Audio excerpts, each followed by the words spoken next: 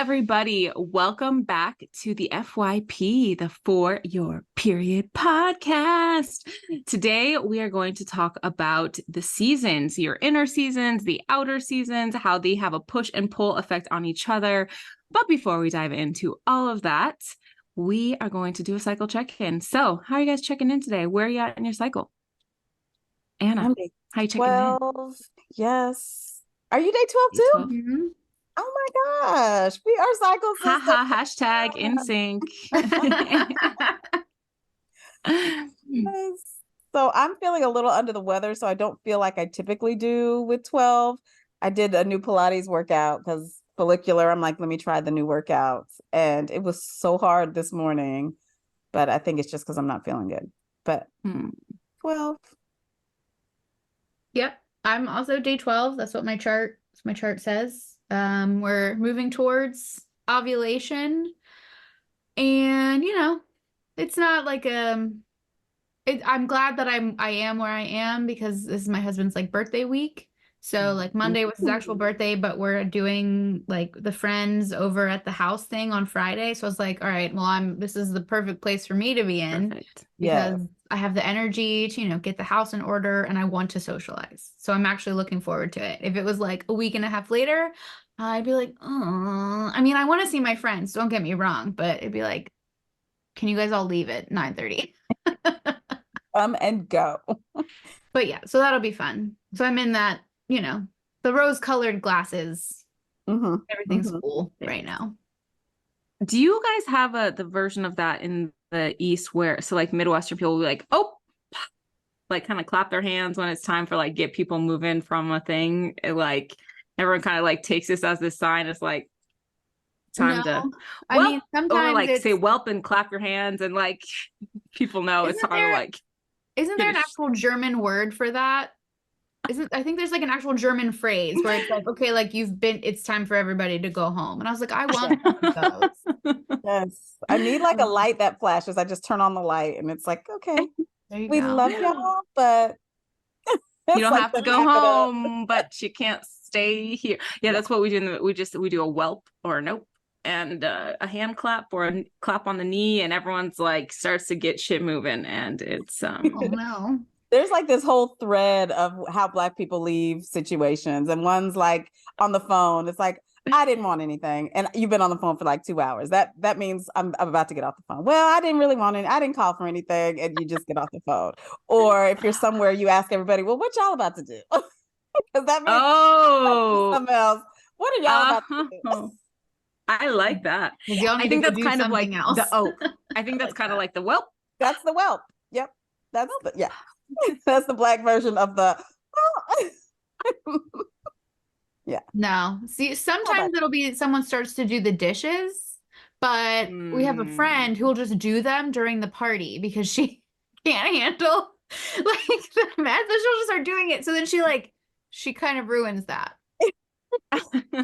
No, luckily we're all old enough now where these people have been our friends for years. And they know the point where I am done. Rob's never done, but like they all know the point where it's done. I am married to a never done partier. He's an Enneagram 7. He will never leave a party until everybody's leaving. Like, it doesn't matter what time of day it is. Like, there's never a party that he wants to end, ever. I'm the never done party person most of the time. And my husband's like can we be here for 5 minutes or not at all person? So but anyway, but I'm in the perfect you're ready for it. It doesn't matter how long it lasts this time. It'll be good to go. It'll be good. Ready to rock. How are you doing now? I'm on day 16. Normally this is kind of like the very end wrapping up of my ovulation, but I ovulated like super early this month. So I'm all the way luteal, and I hate everyone except for you guys on this podcast. And those of you listening. We love you. She doesn't hate y'all. She doesn't. I actually don't hate anyone, but I had that thing, Sarah, that you talked about a couple podcast episodes ago where you like the crash after ovulation, and that normally does not happen to me, but I ate like shit over the holiday. I ate so much bread and pie, and it was amazing, and I don't regret a minute of it, but like it messed with my hormones, and I think it's what brought on ovulation early. And it also is what made me feel like I was like falling off of a cliff after ovulation. Like estrogen just bottomed out and I'm just like woke up mad. But then I also started Whole30 yesterday. And I'm like, is Whole30 on the first day of your luteal phase a good idea? Because I don't have any of the normal sugar to take the edge off. Like there was nothing to take the edge off. Yeah. And you need more calories right now too. So in your luteal phase, you need at least 89 more calories or I mean, I will 300 say calories. So with the Whole30, I mean, at least you can still eat fruit. Frozen mango was my savior the last time I did it. And at least you can still eat sweet potatoes. So you can now eat normal potatoes, regular normal potatoes. So just eat all the potatoes. Just make I have Whole30 potatoes. French fries. I had potatoes for breakfast this morning. Girl, I had this sweet potato stuffed with sloppy Joe, Whole30 approved. It was like my was it like a bowl? Yeah.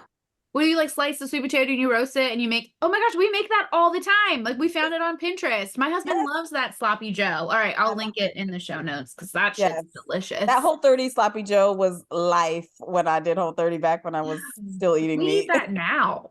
Like we eat that now. My mom makes this thing called she calls Texas hash. I don't know why she calls it that. There's nothing particularly Texas about it. But like I got a pound of ground beef and it's just sauteed like potatoes and onions that are cooked down with beef. And like that sounds like Iowa hash. Yeah, I know. I don't know why it's just a hash, guys. Yeah, so she always called it Texas hash. So I put a lot more like sazon on that. I put some flavor in that. It's not just, my mom is like a salt and pepper gal, is like her safety zone. So I was like, I took out some hamburger today. I was like, well, I wanted to kind of have spaghetti, but like, I'm not roasting a spaghetti squash today. That feels like too much work. So I was like, maybe I'll just make Texas hash because it's Whole30 approved. So I think that's what we're going to have tonight. So yeah, so that is where we're at. And we are definitely we've been chatting about it offline, feeling the impacts, the additional seasonal impacts on all of our phases based on the time of the year, because we're not only impacted by our infradian rhythm, we're also impacted by the circadian rhythm. And we all know that we're moving towards winter solstice, which means the point of the year with the least amount of light, like moving fully into winter mode. And it can feel bleak. It can feel kind of tough for people if you deal with any seasonal affective disorder, anything like that. And remember, we're also extra impacted than anything you may hear out in the real world because of our menstrual cycle. Mm-hmm. So today we want to talk specifically about internal winter, outternal winter, how external winter can mess with any of your 4 phases. But before we dive in, I just want to give this seasonal framework. I first heard of it from Red School. They're a group from the UK. We could link Wild Power in the show notes here, because that's such a good book.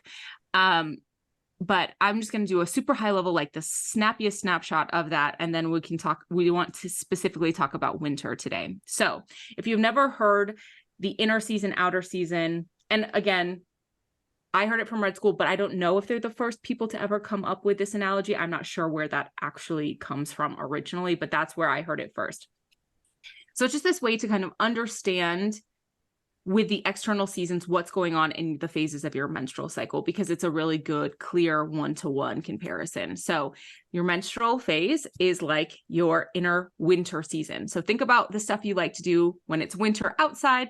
This is the things you may want to do when it's winter in your body. So hibernation mode, think warm and comforting foods, warm and comforting spices, hunkering down, being internal, right? Those are the great things to do during your menstrual phase.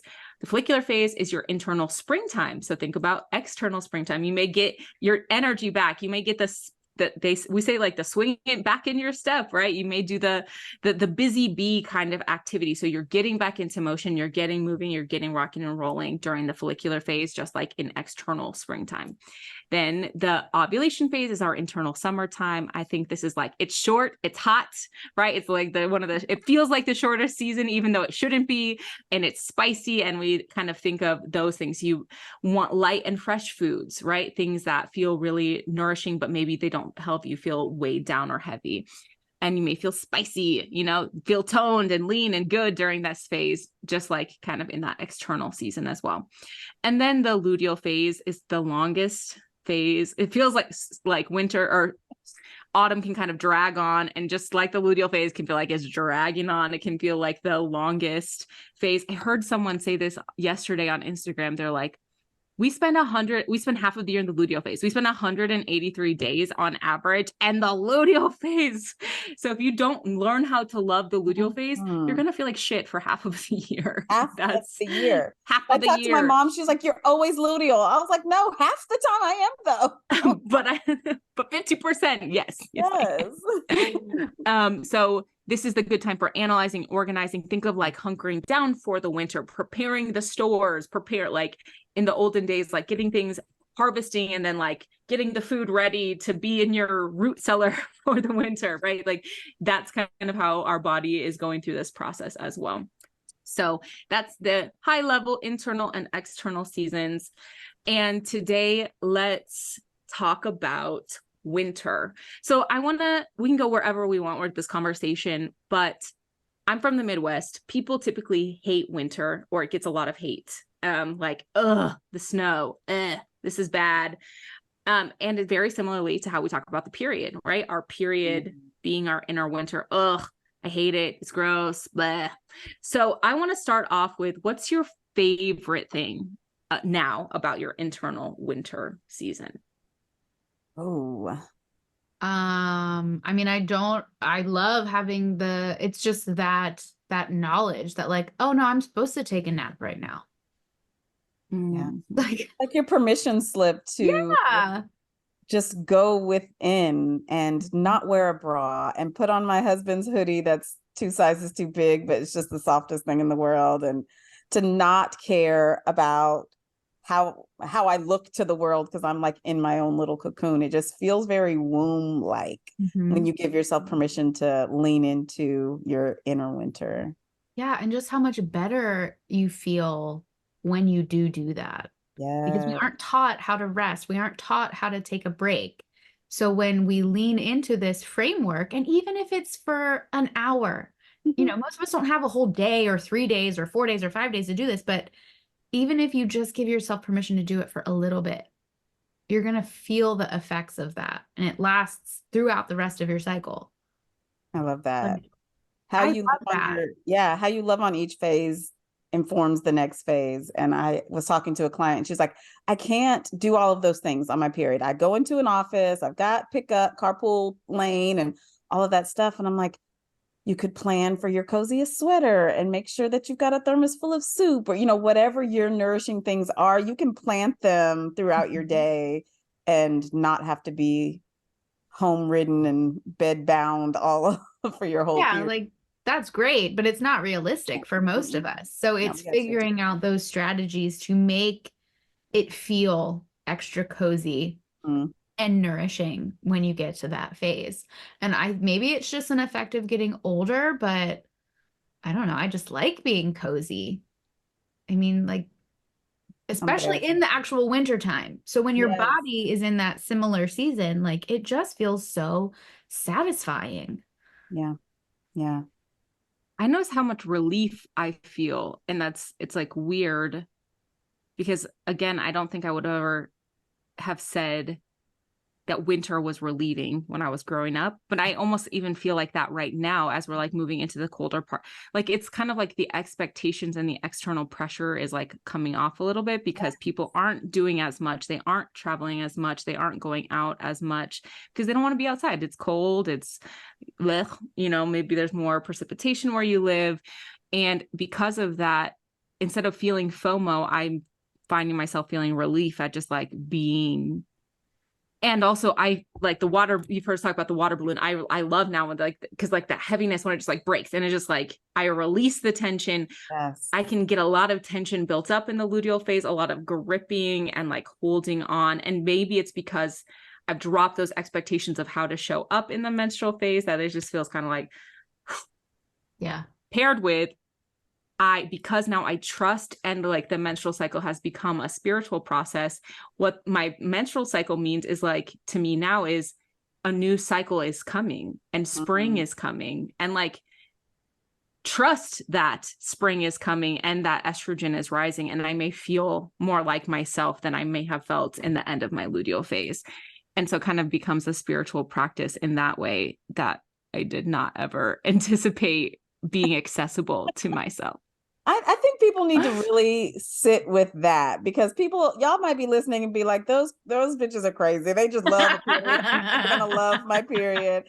I never thought I would ever love my period. And that's not our goal. We're not trying to make you love your period. We're just trying to let you know that there's ways to make it not suck. And we have all been on that other side where it just sucked. It sucked, and you can get here with just a couple of mindset shifts, not even like a whole lot of heavy lifting. No. Yeah, it's definitely crazy. If you would have told 10-year-old me on my first, you heard our horrible first period stories. One day you're going to grow up to talk about periods I'll be like, what's a podcast? I don't even think that existed at that time. First but of all, that was a while ago. Like, what's a podcast? But I would have never been like, oh yeah, I'm going to dedicate my life to this. I would have been like, that's mortifying and embarrassing, and I will never do this. Never. So I don't want to talk about there's hope. it. Yeah. There's hope. Yeah, there is hope. You're there.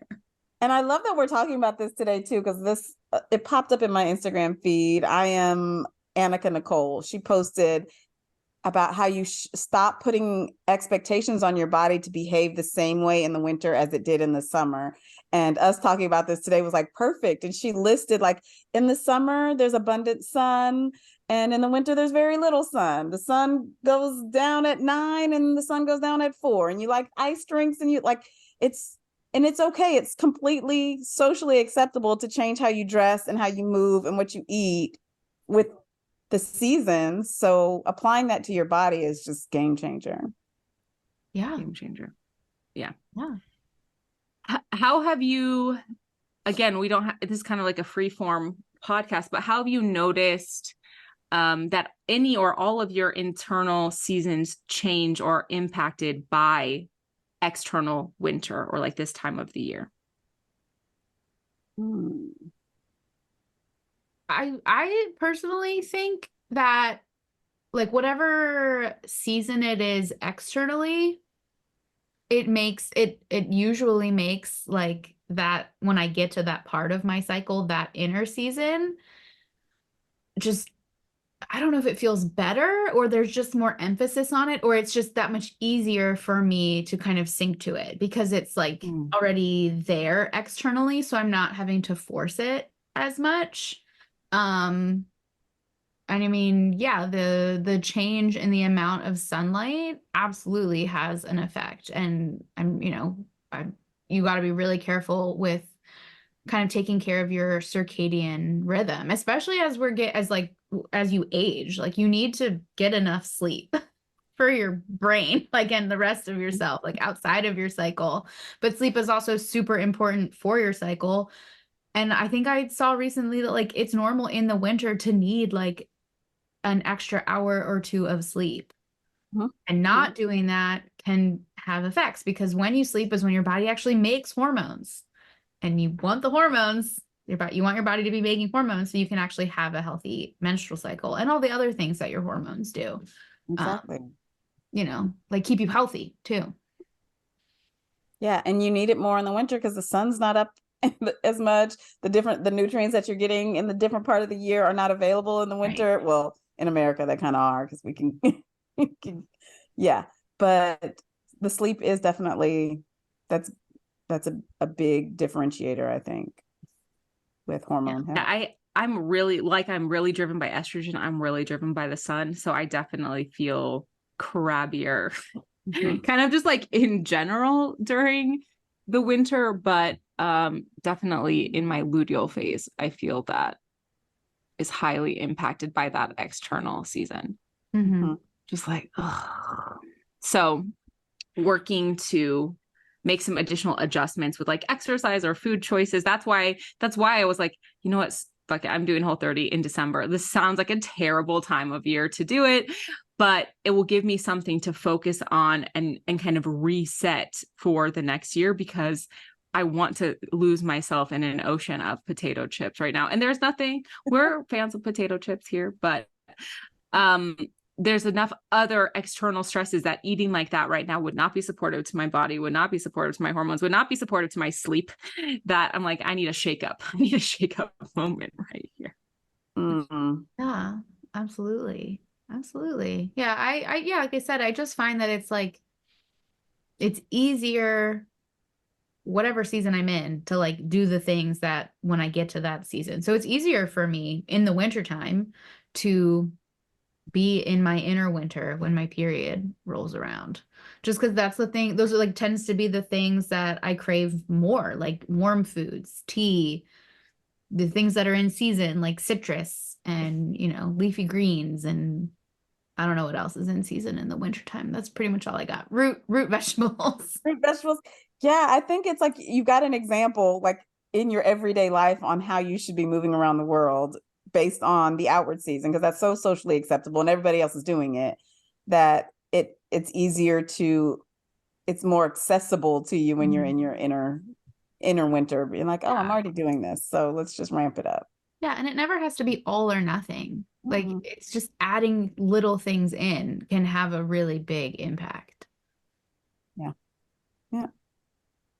And we love this topic because we see the impacts or the challenges when people align with the external seasons or choose not to align with the external seasons. Like if you show up in a bikini in Iowa in the winter, like you're going to freeze your patootie off, right? Like it just doesn't make sense to show up misaligned in that way. And we see the impacts. We can see the impacts of the climate changing. We can see the impacts on really clear examples externally of what happens when we're not living with this natural order.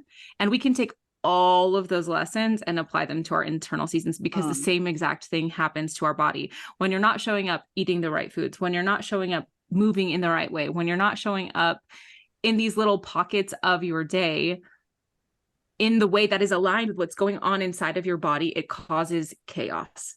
It just does. It just causes chaos. So I think I'd love to end it today on, again, because these things seem hard, they seem complicated, and we seem like, oh, you guys are doing all of this great shit and you know what to do with all these seasons. How did you start off? What was your kind of tiptoe into that? What was your first entry point? That's something super simple someone could start with in terms of aligning their internal seasons with like the way they know they should show up with the external seasons.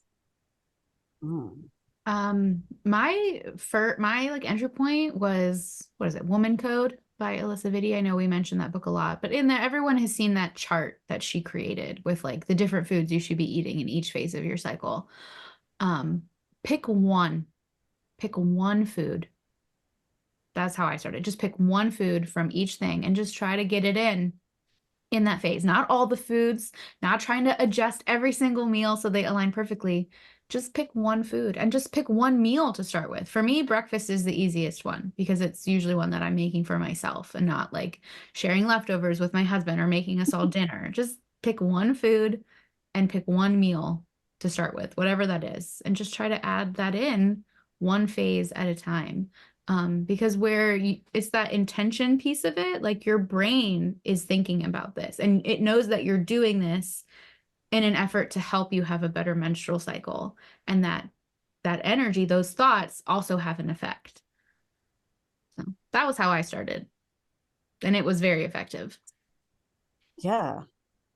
I started more with feeling things like clothes, like my period. I was like, I'm not wearing a bra when I'm bleeding. I'm just not. I'm not doing it.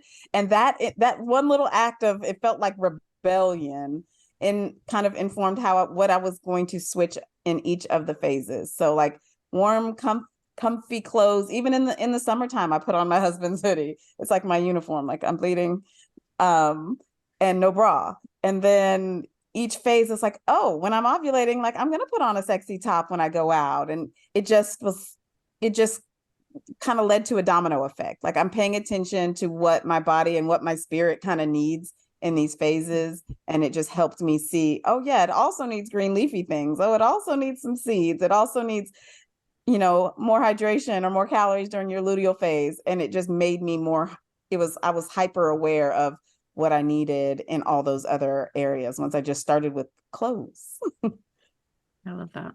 That's super fun.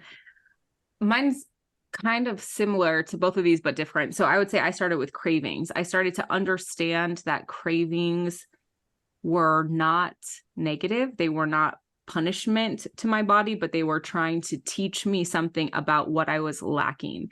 But that I could adjust the message and like, you know, I'm craving a cheeseburger. I'm like, okay, I really need some more iron right now. Maybe I don't want to eat a bun or cheese, like, but maybe I'm gonna cook with hamburger today. I'm gonna cook with something with red meat.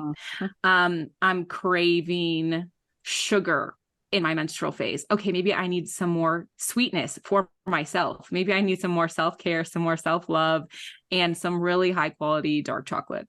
Kind of breaking down these messages. It's like your body is trying to tell you stuff. Our bodies are always trying to communicate with you because your human body, like your brain wants to be in homeostasis. So your human body wants to be in balance. It's constantly telling you messages, and we're not always that good at cracking the code. So when I started cracking the code around these cravings, it would tell me other things like, oh, I need this kind of movement, or I need this, or I need less of that, or I keep feeling like this pit in my stomach every time I talk to this person. I don't want to keep talking to this person. Like your body is constantly trying to tell you things and is responsive to your, it's like very reciprocal. The more that you listen to that, I think the more either I got just better at like cracking the code, or it would just like send me more. They're like, finally, she's back online. Like she's paying attention to the things we're telling her. So I did a lot of work from a health coaching perspective around cravings, and that just led to a bunch of other knowledge. So maybe that could be an entry point for you. Like, what do you crave? I'll notice like I don't like beef does not sound good any other time besides the luteal phase. Like I just don't want it. So like, why would I cook that? Why would I cook something I don't even want to eat? It's probably because your body doesn't need that vitamin, mineral, or nutrient at this time. Your body's super, super, super intelligent machine with these fine-tuned processes once you start paying attention. So yeah, we hope you enjoyed this first dive into the inner and outer wisdom, and our kind of gift and advice is like, see what happens if you start paying attention and calibrating the inner and outer seasons together, and what do you notice as you move through the menstrual cycle. So get the Agenda Period app and start tracking, logging all of that stuff. And it'll be easier to go back and be like, yes, I was craving chocolate. I should have just had a handful of almonds, you know, whatever. Exactly. Awesome. Well, thank you for joining us on this episode of the FYP, and we'll see you next time. Thanks, everybody.